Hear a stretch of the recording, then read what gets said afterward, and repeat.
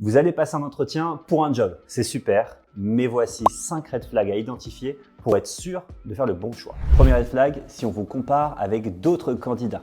En moyenne, pour une offre d'emploi, il y a 20 candidatures. Mais ce n'est pas nécessaire de comparer les candidats entre eux. Ça fait plutôt penser à un comportement toxique et à un manque d'esprit d'équipe dans l'entreprise. Deuxième red flag, si l'entretien est un monologue. Un entretien, c'est un échange.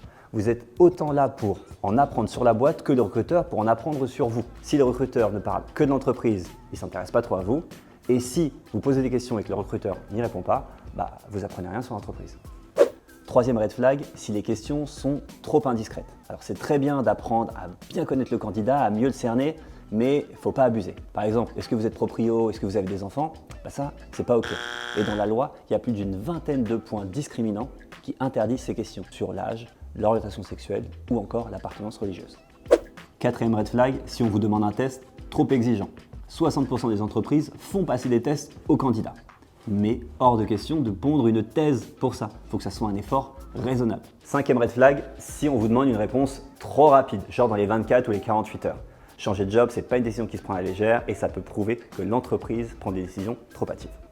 Bon, évidemment, il y a plein d'autres red flags, mais le plus important, c'est de poser des questions parce que ça serait vraiment trop dommage de passer à côté de votre job de rêve parce que vous n'avez pas osé les poser.